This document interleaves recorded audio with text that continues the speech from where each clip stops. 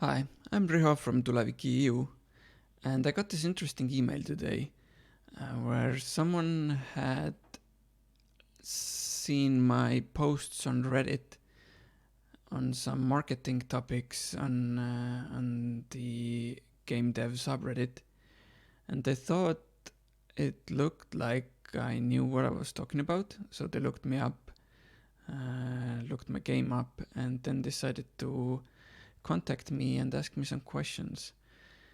So I did answer those questions to the person directly already, but I figured that since I'm doing that anyway, I might as well make a video about it as well, so maybe some others can benefit from it as well. So that's what this thing is right now. First of all, when people ask those sorts of questions, they're usually looking for a tactic of some kind, or perhaps like a shortcut.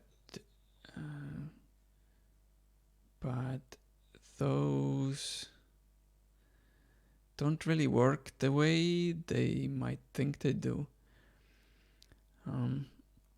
Sure, I mean, I've used plenty of like tactics to promote my game, and to some degree they have worked, definitely. But the thing is that the games market changes so fast that any tactic that I might have used even like half a year ago, it might not be relevant at all anymore. So you can't easily duplicate what I did with your game as well. But instead of those sorts of tactics that are short-lived, I've been starting to believe more and more that game developers should instead focus on their brand more, and just in general try to provide as much value as they can to other people, and do that on social media where people do pay attention. So it could be in any form, in text form, in pictures, in video, in audio, comics, whatever. Just have to know what you're comfortable doing, I guess. So that's what I've been trying to do lately as well. I'm still sort of in the beginning of the road on that path, but I'm like slowly learning, and I'm seeing more and more opportunities that are out there for such approaches. So yeah, something to keep in mind when I'm answering these questions. So anyway, the first question was basically about my wish lists on Steam, and how many I have and how did I get them. And at this point, Office Management 101, my tycoon game that I'm working on, is just about shy from 15,000 wish lists. And to be honest, it's not that much in the grand scheme of things. It's definitely not enough to produce like an indie hit game. But I also know that a lot of developers are struggling to gather even a fraction of that. So I do feel lucky in that sense still. And what did I do to get them? On Steam specifically, I managed to find a good combination of tags. The tags that you can set to your game that resonated well with the target audience of the game. So that brought a lot of organic traffic on its own from within Steam. But that traffic went down since the September algorithm update that Steam did.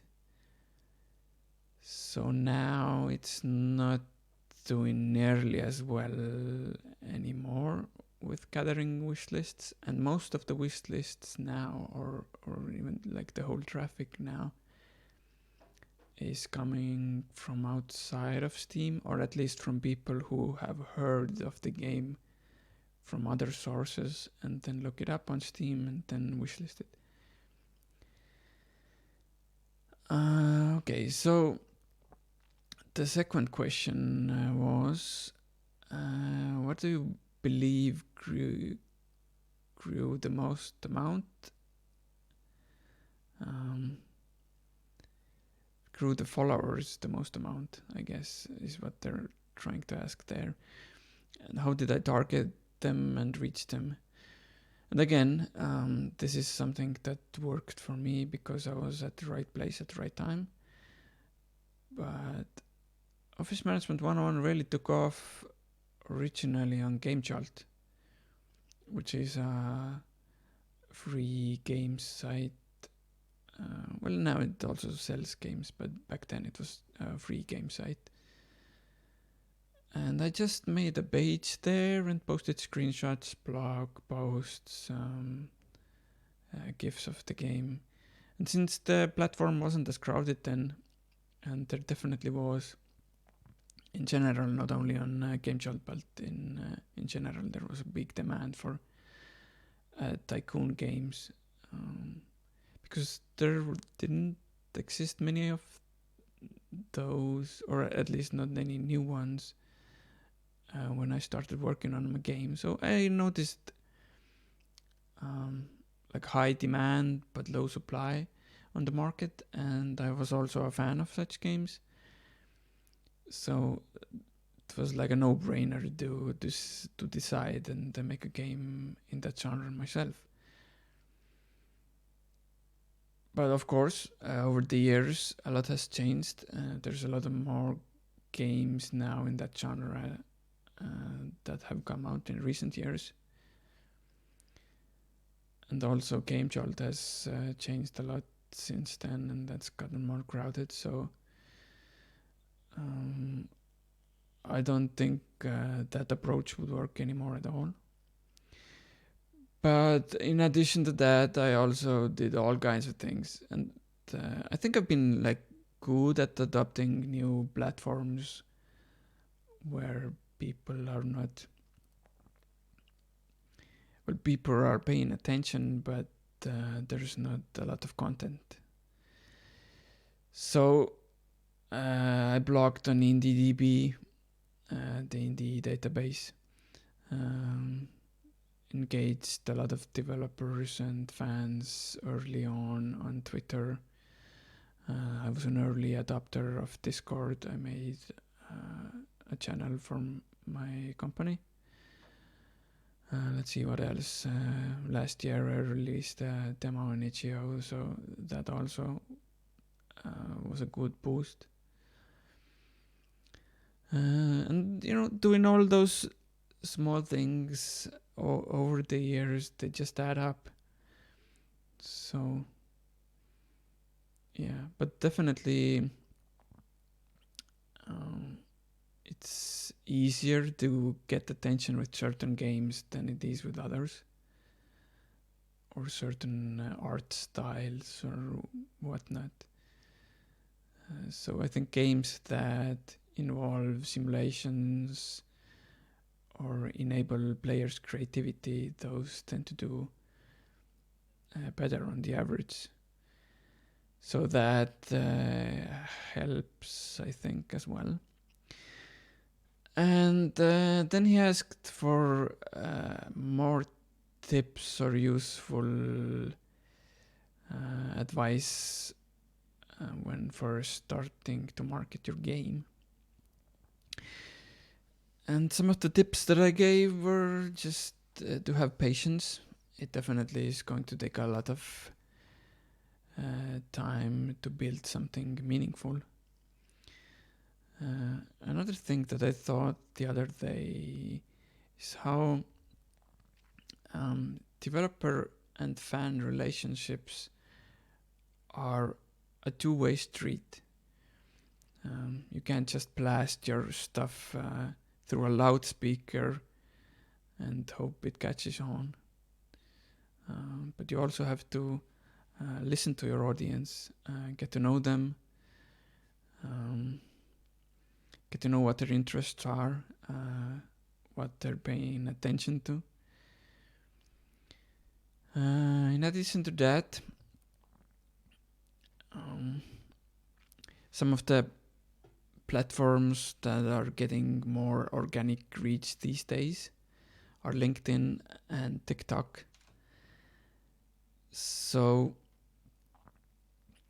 if you don't have a lot of ad money to spend, and I don't, then it's good to post on the platforms where you can post for free, but the reach is higher than average, right? But you do have to take into account that you can't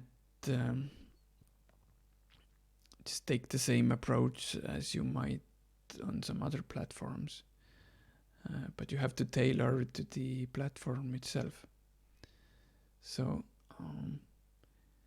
instead of maybe sharing gameplay clips on TikTok or LinkedIn, instead you could post gaming related or game development related memes on TikTok, or business related or games marketing related tips on LinkedIn. So you have to understand what the framework of the visitors of that platform have, and cater to that framework then. Also, it's so important to understand the difference between marketing and sales.